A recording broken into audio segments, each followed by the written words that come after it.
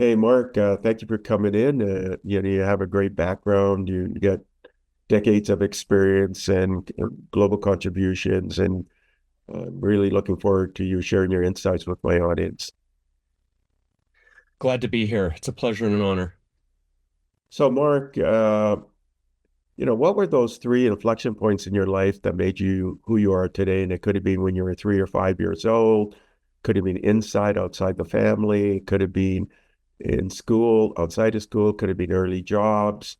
It could have been something that happened in college or et cetera, et cetera. So what are those three, I would say, magic moments that created who you are today? Yeah, so I would say potentially, having worked the last jigsaw puzzle as a 2-year-old in the whole house, it was a 1,500 piece jigsaw puzzle. But no, I'll start with when John McAfee, the famous guy who wrote the world's first antivirus software program, of McAfee and Associates fame, that guy sought me out and hired me. And that gave me my first real job in the computer science field, where I was a student at the time. And I actually ended up quitting school. Didn't need school if John McAfee was going to give me a job and continuously give me more money. It was it was a great confidence booster, and his vote of confidence was kind of what I needed to kick off my career in consulting. So, consulting at age 18, 19, something like that.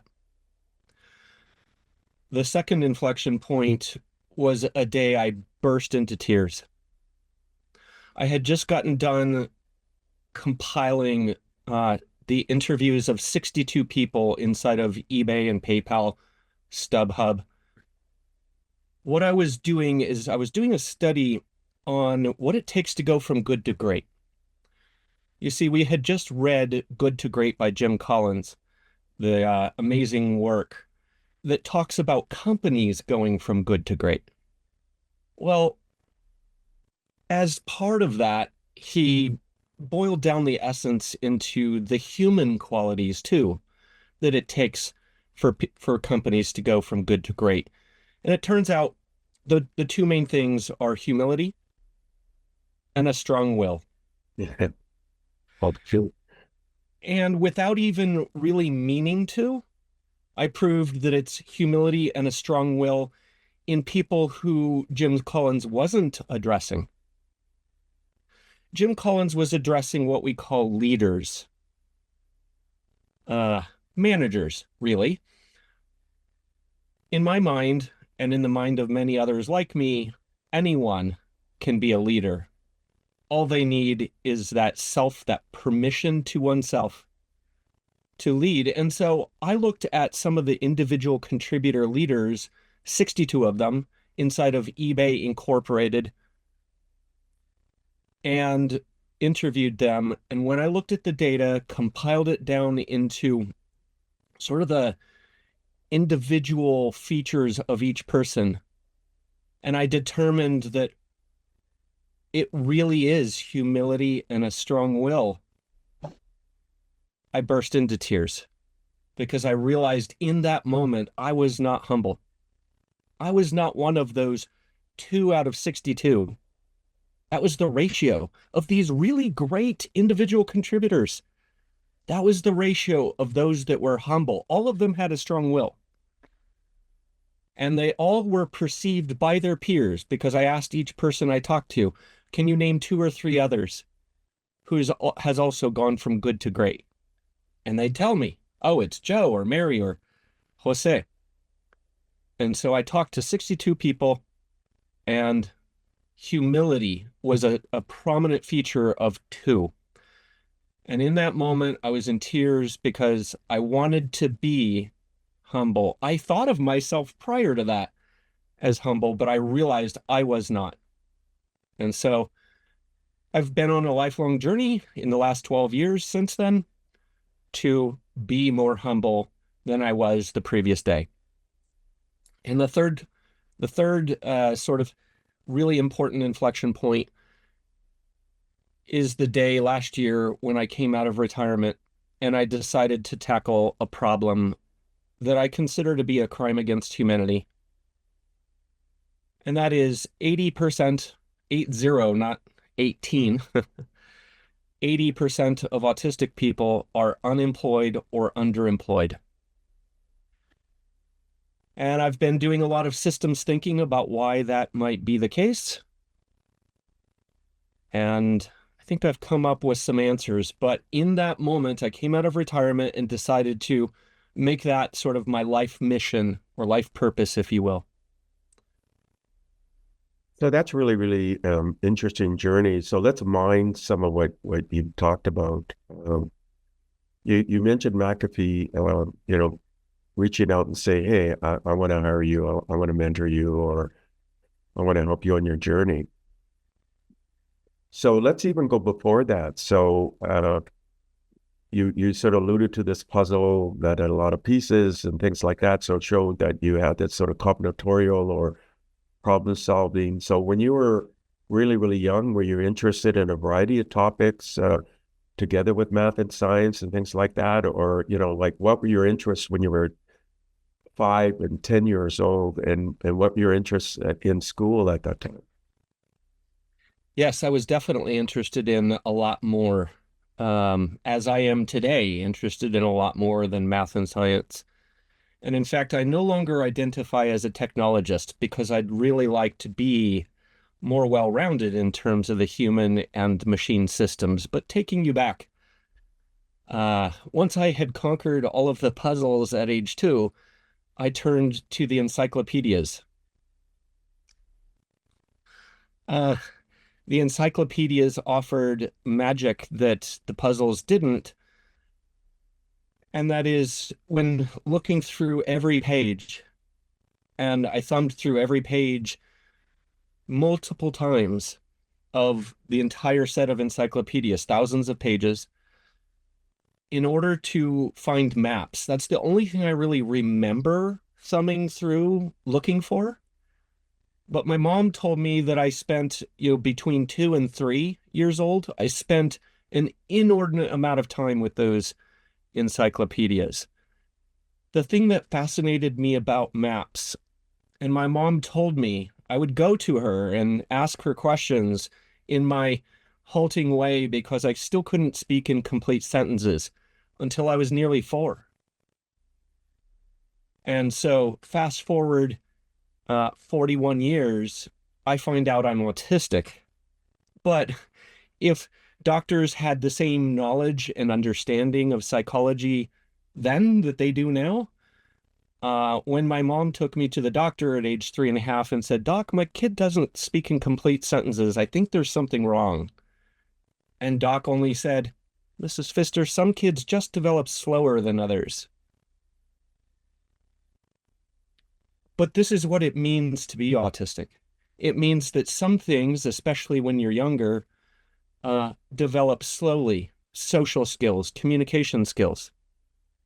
But other things that are highly correlated, just as highly correlated as the challenges, other things develop faster than peers. So to fully answer your question, I was looking at maps and looking at other things. I was teaching myself to read. And when my mom determined that that's what I was doing, as around 4, I started speaking in complete sentences, we could communicate better. She started teaching me how to read.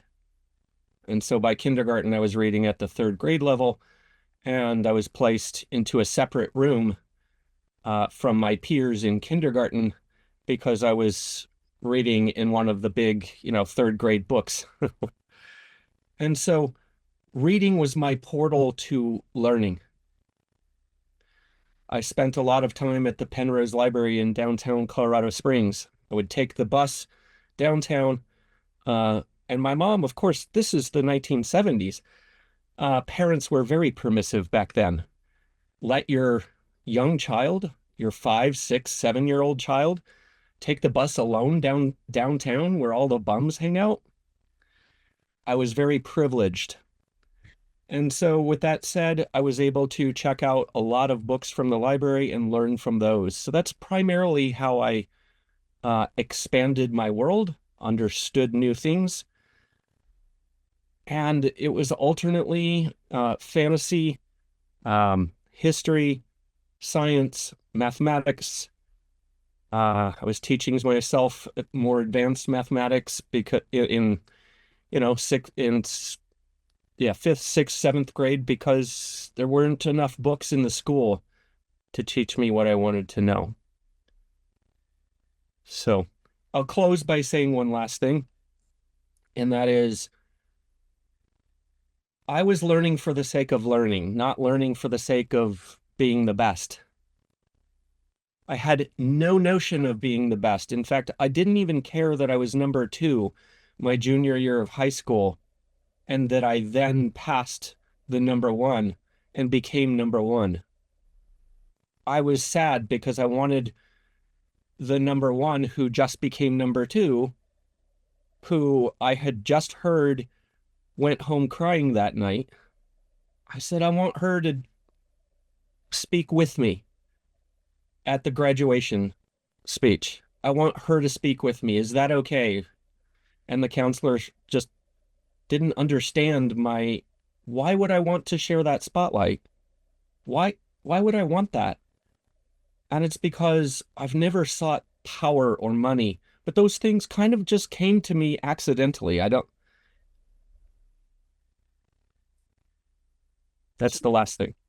So you have this ability to see patterns, and you were a voracious reader, and you were looking at maps because there'd be sort of geometric shapes and connections there. Like I'm just kind of thinking, and then your mother um, seeks help, but the medical doctor says, well, give you time, and then you taught your with your mom, you became very advanced at reading ahead of your years, and then you spent endless time in the library and reading voraciously across many different topic areas, and was able to excel. But you weren't thinking about excelling compared to others. You just wanted to learn, and through that curiosity and endless learning, you just naturally excelled to the point where you became, the best in that school. But you wanted to share because the best was not your target. You just wanted to learn, and learning and your thirst for knowledge, you just naturally became the best. But you didn't want to have other people being diminished and through your curiosity and your learning. That's So right. I would imagine then it would have opened up a lot of doors in terms of post-secondary, as because you graduated at the top of your class. How did you come to the attention of McAfee? Find how did he find out about you and say, hey, I want to offer you an opportunity, a journey? How did that come about? Yeah, so his big idea after he left the McAfee board uh, as president and CEO and transitioned to a different board role where he was merely a member of the board. His next idea was to create a chat system, a chat software. And he did in Powwow. So we were developing it, well, the company was developing it before I knew anything about it. So he had four consultants that he was paying uh, barely a tax write down, let alone a tax write off. And and I was his fourth or was it fifth consultant? I don't remember. So he was creating a chat system and he found a chat system out there. And it turns out it was running at University of Colorado at Colorado Springs, which is very near where he had started this company in Woodland Park, Colorado. And so he logged into the chat line that I was the proprietor of, and he asked about me. He says, who runs this thing? Who coded it? And I wasn't logged in at the time. I might have been in class or working, or I'm not sure what. And my friend Eric said, yeah, it's CC, which was my handle on the chat line. And this question mark person didn't even set their name. Says, hey, I'm John McAfee. I'd like to hire him. Uh, can you give me his phone number? Eric says, whoa, how do I know you're John McAfee? You haven't even said a name, let alone, you know. And he told right there into the chat line, into the main channel of the chat line with everyone reading. He told the story of how he invented the world's first antivirus software program, because there has to be a virus before there's an antivirus program. And he was talking about the havoc that these programmers were wreaking on humanity. Well, the humanity in the early 1980s, early to mid 1980s, that was creating viruses. And so he told the whole story about how it was a bet in an elevator. And the story was interesting and funny. And Eric said, if that's not John McAfee, his number is. And so he gave the number and then immediately called me as he did so and said, Mark, I just gave your number to a guy that I'm pretty sure is John McAfee. I'm going to hang up now because he's probably going to call you. Yeah. And he did. McAfee called me just seconds after Eric and I hung up. And he said, I'd like to invite you up for an interview.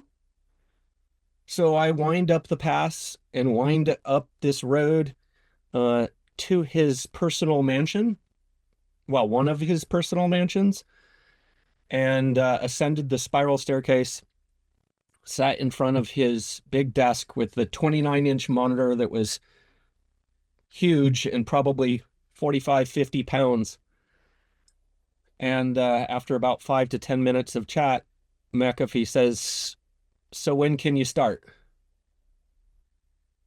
I said, right now. John says, let's go get your computer.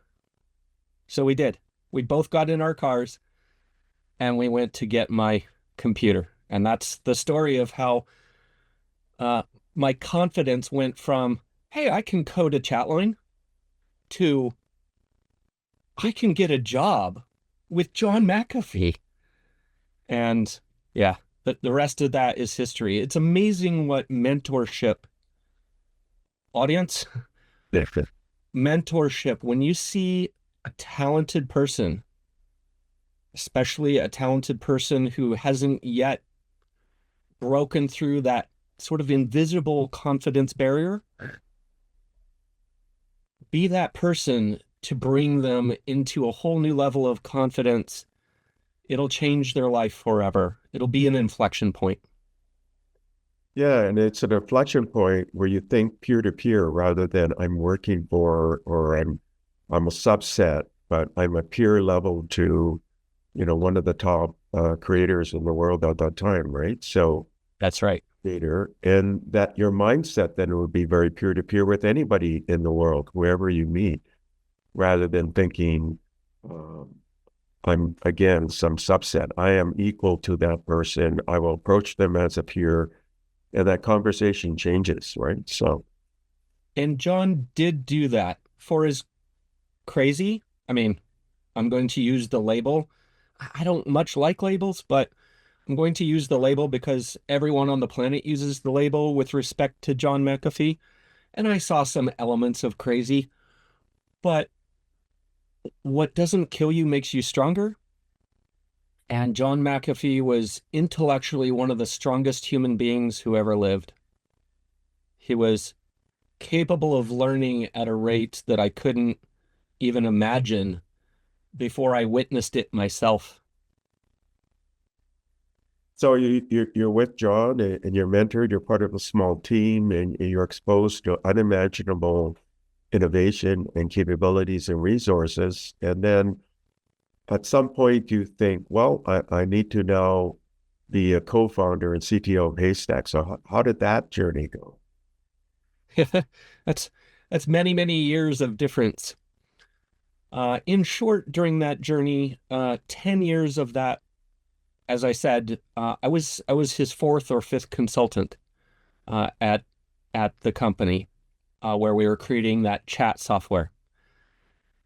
And he uh, got me into writing my first contract and editing my first contract. He mentored me and said, "Why don't you send me a contract?" He knew I was a kid. I didn't know anything about contract law, but he gave me that confidence. Like, okay. So I did not a Google search because Google didn't exist at the time, but I looked up, how I might create that contract and did so. So that got me into my first 10 years of contracting, where I contracted for IBM and Dell and the state of Texas and a lot of other companies, small companies mostly. Uh, the third and final time that Deja News asked me to come work for them, I got this phone call from Matthew Minjerink, my dear friend. And he says, "This is the third and final time I'm going to ask you to come work here." And, as opposed to contract, because I had had multiple contracts before that. And he gave me the opportunity to come work, as a W-2 employee. And that opportunity was really amazing, in part because of what happened in the future. We got acquired by Half.com, the eBay company. So that transition from Deja News, well, we were at the time called Deja.com because everyone renamed themselves in 1999 to something.com. So we were Deja.com, we got acquired by Half.com, and then later all of us reported into the eBay structure instead of the Half.com structure. So that's how I became an eBay employee, is through really no application process of my own. It was through acquisition and then a re-reporting. And then one day later, we acquire PayPal, and my boss taps me on the shoulder and says, "Shh, you can't tell anyone, not anyone inside of the company. You can't tell anyone. The street doesn't know we're buying PayPal. Yeah. And we want you to be the lead for the project where we're going to demonstrate pay now buttons on eBay to the street on October, whatever it was, of 2002. So opportunities kind of just came to me. I never really had to search them out. Matthew Minjerink called me. Uh, my boss at eBay at the time came and tapped me on the shoulder, motioned me into a conference room, and gave me the opportunity. I've been mentored by so many through, again, no ask of my own that I be featured, that I be given opportunities. So the universe has been wonderful to me. It's been a blessing, and you might say it's all luck. Or is it? I don't know the answer to that one. Yeah, let's kind of park that because I like to get back to that. Is it luck or is it some kind of quantum force that's your entanglement and superposition or something? And then It could be that. It the could be that. realistic part of this. So um, describe. So we'll just spend a few more minutes just describing, working over this acquisition with PayPal and that journey. So you would have met perhaps some of the original founders and things like that, or how did that work out? So actually, I didn't meet any of the original founders, such as Musk. Uh, Rather, Musk was kind of on his way out at this point. So PayPal had already IPO'd prior to eBay's acquisition. Right. So eBay acquired a public company just like eBay was a public company. And the two stock tickers came together. So Musk had already been kind of one foot out the door. And I didn't, as an engineer, architect kind of person, I didn't interact at those levels, of a 30,000 person company. Not often, anyway. It wasn't until later in my career at eBay and PayPal that I operated at those levels. Yeah. So then maybe let's spend a bit of time. You got this amazing innovation technical background, and your autistic spectrum would be part of that, right? And your no, it just unbounded capability on the technical side, your ability to focus and concentrate on particular problems and work without distraction on those things, right? And then this approach that you That's right. applying other skill sets, the social skill sets, the interaction skill sets as well. So then you start entering into management, right? Senior leadership. So can you describe what that was like? And then, of course, you eventually exited and are to where you're doing now. So let's talk about that story arc. Indeed. So when I burst into tears, realized I was not humble, I started on a journey of learning more about emotional intelligence. You know, it can be said that most autistic people, let's say, aren't born with an abundance of emotional intelligence.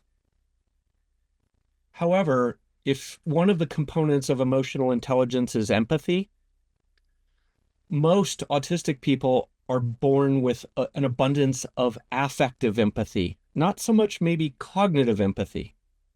The difference is this: most autistic people aren't the first to recognize that another person is experiencing certain emotions, shall we say, or is vibrating at a certain frequency where they're showing what's going on beneath. With that said, I began this deep, deep journey, sort of the shadow research, the shadow work to understand my darker places where I haven't always been strong in cognitive empathy. What would it look like if I were to learn and grow in that space? Affective empathy, yes. If I'm aware that, well, again, this was 12 years ago when I was in that state. When I was aware that someone else was upset or any other emotion, then the affective empathy would pour out of me. So I had very strong affective empathy from even childhood, but very weak cognitive empathy. So the journey then into what I would call making the jump from managing people, which I was doing at a very limited level at the time, 12 years ago, to managing people full time as what I do for a living. That journey was one of investigating what is this system called in emotional intelligence? How does it work? How does it not work? How do these four pillars work? The identification of one's own feelings and management of one's own feelings, the identification of others' feelings and the management of that relationship in the context of those. So, with those four pillars in mind, I set forth to learn more about psychology. And so that's what I've been doing over the last 12 years, doing more hacking of the self than I have so much computers. And that intersection within the last 12 years, I've learned so much about the intersection of machines and humans. And if it's an overlap, sort of a Venn diagram where humans and machines exist in sort of a football, sort of an oval shape, that's my fascinating area. That's where I've been for the last 12 years, understanding where these systems intersect. And it's been a fascinating journey.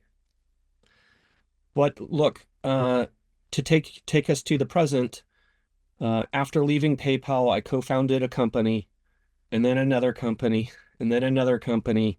I've run probably 6 or 7 companies by since 2017, and the current year is 2025.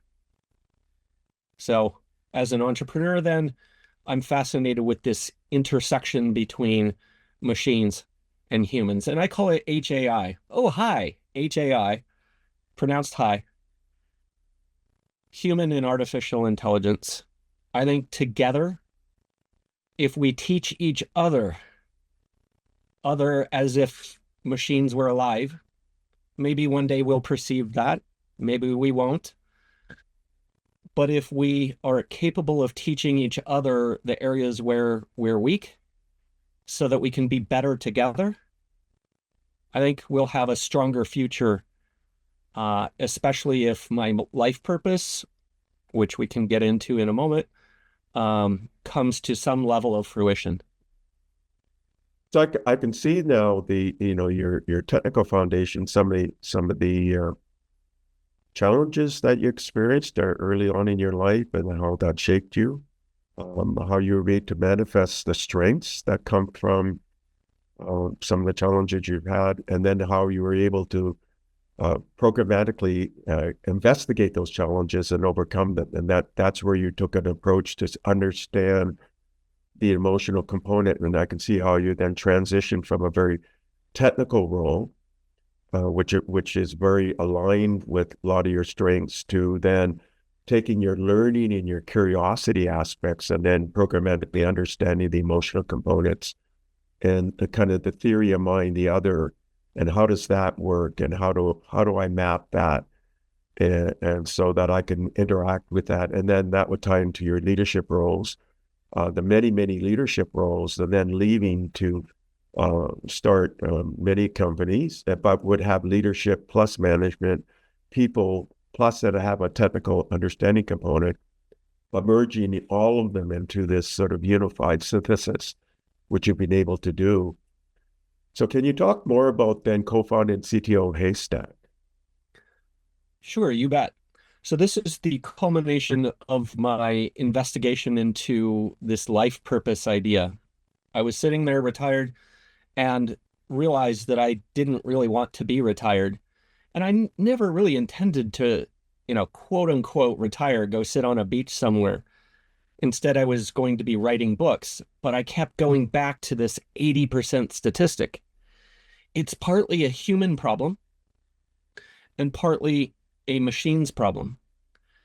And so I wanted to start a company. But why start a company if the company already exists? So I began talking more and more and more with the founder of Haystack, Shelley Tanner. And we had some 5-hour conversations, some 7-hour conversations.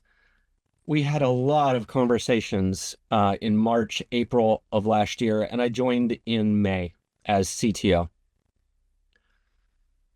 I also, in September, put in $250,000 of my own cash, pretty close to the last $250,000 that I have. Pretty close. I'm that kind of crazy.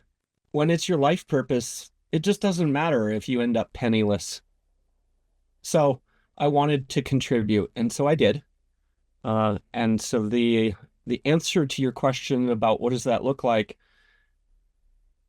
is that we're building a marketplace, a lot like eBay is a marketplace, but not so much like eBay in that it's a goods marketplace. That eBay is a goods marketplace where someone raises their hand and says, got item, and another one raises their hand and says, want item. That's a two-sided marketplace. We're building something similar, but the marketplace is for talent. And we're starting with autistic talent. So go Google universal design. Learn about universal design. This is the idea that if you start with disabled people in your designs of buildings, of software, of all of our systems, then you'll do a better job creating those systems for everyone, the more capable or able among us. So universal design is our principle, and we're starting with disability in the area of autism. and the other neurodivergencies that are sort of constellations of neurological differences. That's where we're starting with talent who's up to 80% un or underemployed. So that's on the one side of the marketplace. Folks raising their hand and saying, got talent. Nobody wants to hire me, but got talent. And on the other side, want talent. Yeah. How do you connect corporations, nonprofits, governments on the want talent side with talent that they're not sure that they have ever accepted before? Not sure that they've ever really opened their minds and hearts to before. Not sure how to. Well, in larger corporations, they're full of autistic people. In smaller corporations, maybe not so much. But look, if it's an 80% statistic, there has to be a way to change that. And so I break down the way that we think at Haystack into two separate halves. Not just the two separate halves of the marketplace, but more importantly, two separate social movements, where on the one side, today, our systems are extraordinarily biased.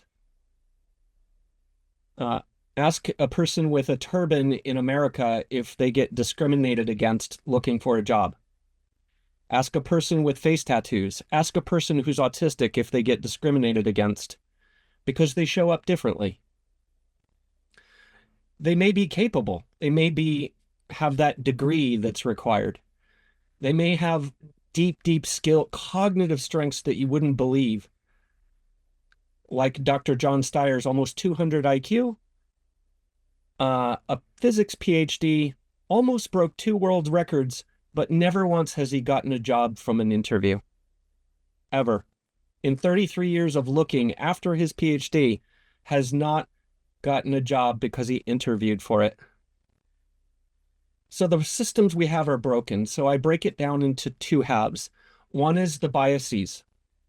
How do we address that? How do we even decide we want to address that? So one component is a social movement around that. And the other component is Haystack, helping address biases via a whole new way, a first principles way of looking at the human brain and the rest of the body, because we now know that emotions start not in the brain, but in the body. So if we're made up of this complex network of neurons, what does that look like? How do we think about it from a first principles perspective? I'm talking memory is broken down into encoding, storage, and retrieval kind of first principles perspective. That's on the biases side. But let's say that you can get there. You can get the people who are, let's say, less capable of showing up in the way that gets them the job. Let's say they do get that job, because now the biases are at an all-time minimum. What's the problem now?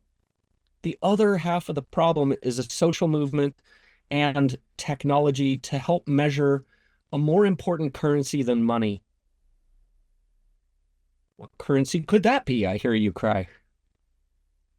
And it's the currency of trust. We all personally have a bank account of trust. We put we put that trust currency in the bank when we meet people, and we start building that. The value grows. If we screw something up, the value shrinks. You know? In corporations, Google accidentally proved that trust is more important than money, because trust leads you to the money trees. So in Project Aristotle, Google proved that psychological safety is the #1 component of efficient, effective teams. With that said, the way that Haystack is thinking about it, and I'm sort of helping from the technical perspective, is that the other half of the problem is once the autistic person or face tattooed person or turbaned person in America enters that company, they often get ejected out the other end of it.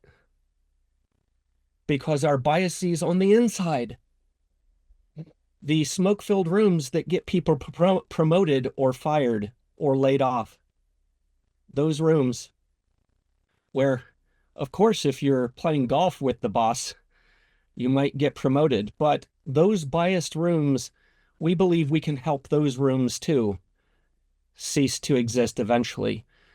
Create opportunities for those inside based on trust. Create that psychological safety in teams based on trust. And how do you do that? Well, that's an extraordinary problem, a human problem.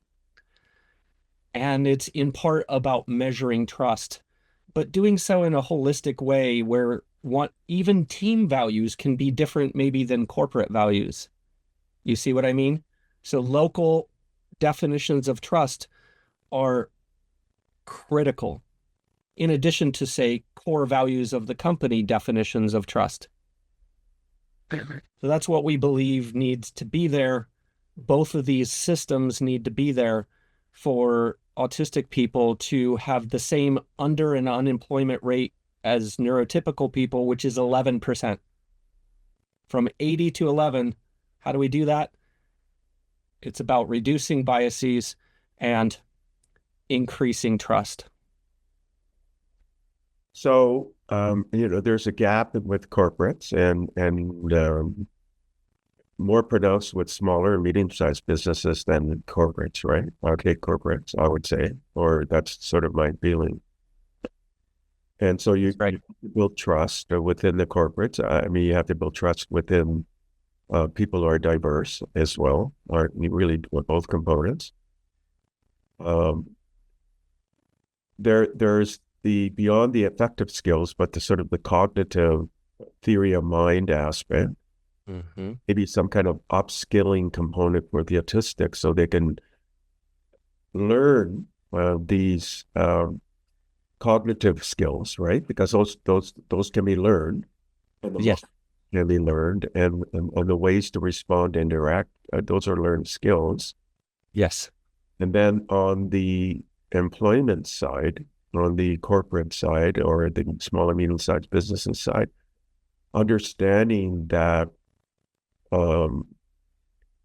there's definitely trust within this community once they're engaged, and then how to maintain that and grow that trust and have trust in the system that you have, and then to identify the strengths that come from this community that can accelerate that company in whatever direction they want. So you've got a platform and a system and a process to amalgamate and a programmatic approach to mine these and create synchronicity and harmony. That's what I'm hearing, right? Indeed. What you just described is called the double empathy problem, where you have a neurotypical interacting with a neurodivergent. The double empathy problem is expressed like this. The neurodivergent lacks certain types of empathy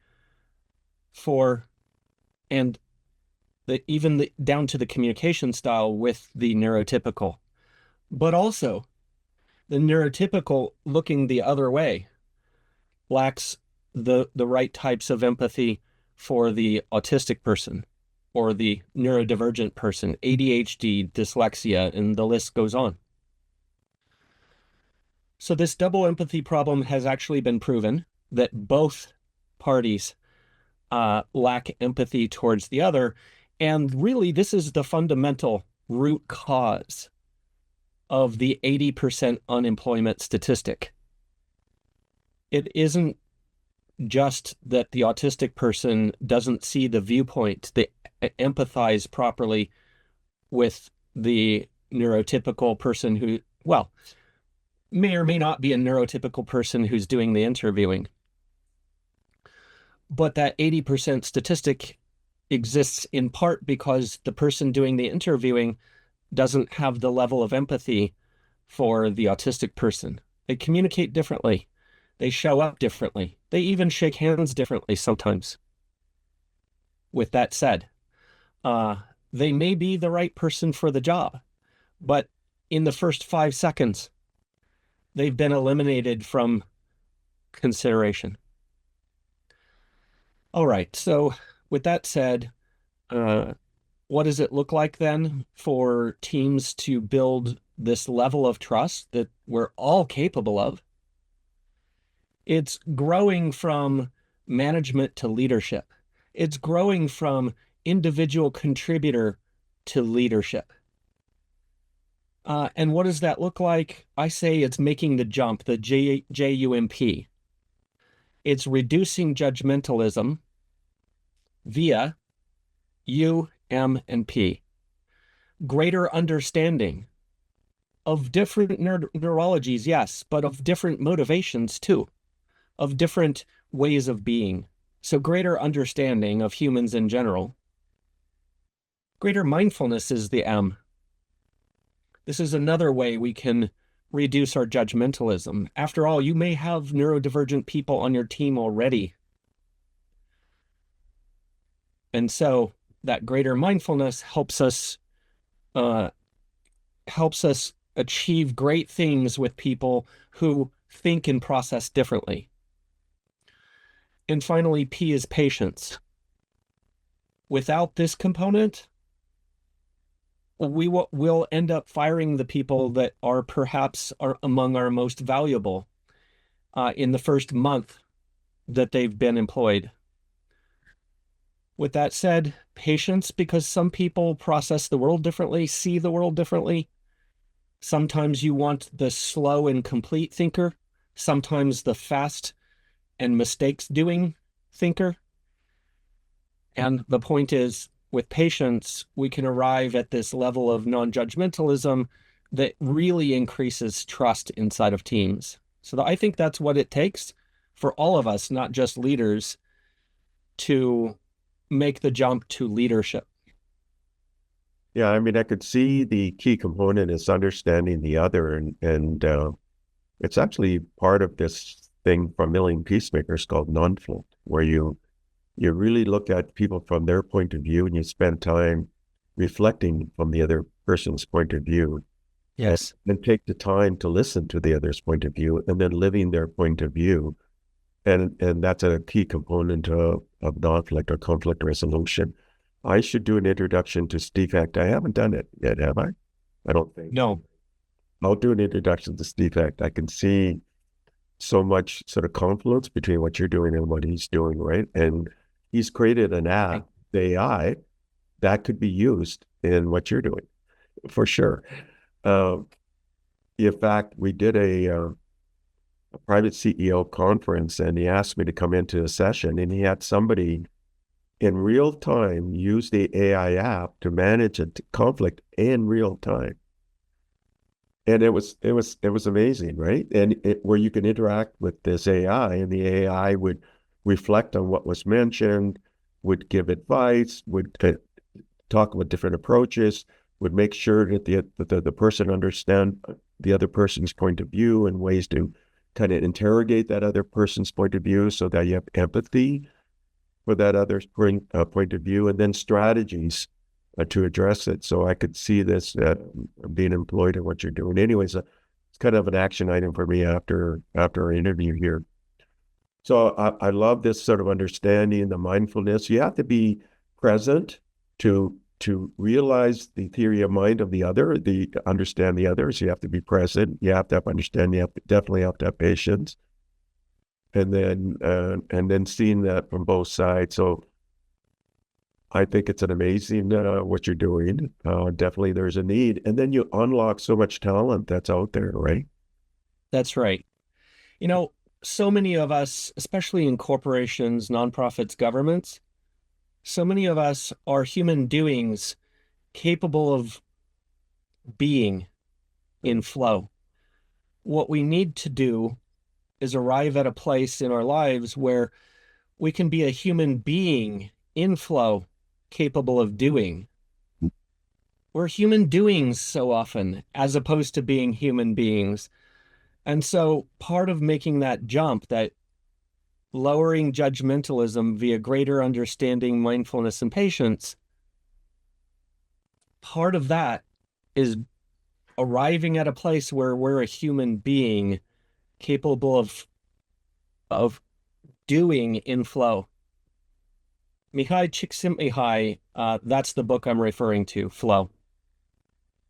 Yeah, and really being receptive to other, right? And I mean, you got a great platform model process for addressing this, and we're down to our last few questions. Now I parked something. I don't know if we addressed this before. I can't recall now if we addressed it.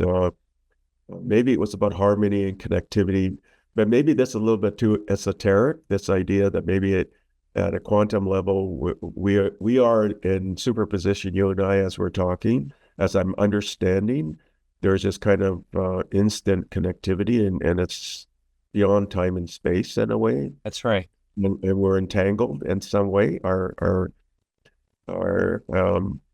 maybe it was part of that, and that could be part of this universal kind of spirituality or harmony or synchronicity. And in fact, Justin is here with us as well. Yes, Because precisely so. we're connected in some way in real time. Anyways, there's that aspect of maybe that's a little bit outlier for a lot of people in this conversation, but um, Well, I think it's not, if you think about it from the perspective that I just mentioned.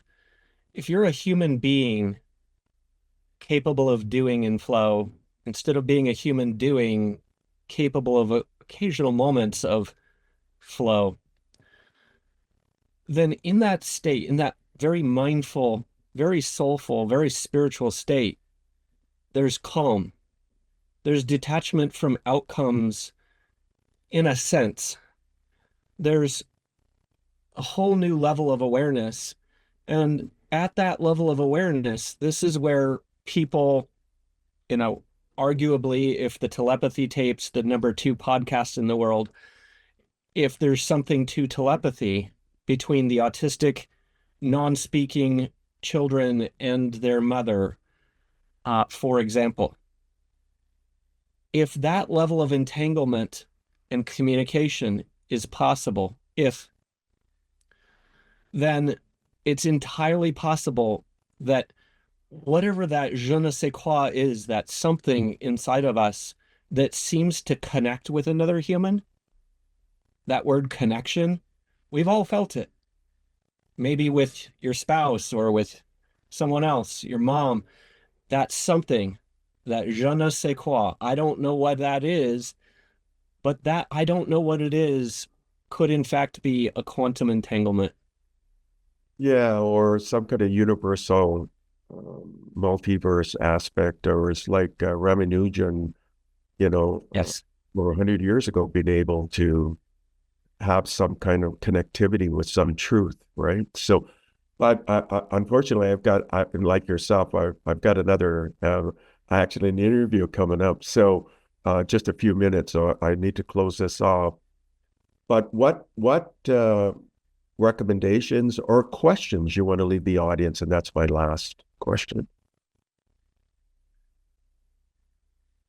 So the question I would leave the audience with is, if you're responsible for hiring,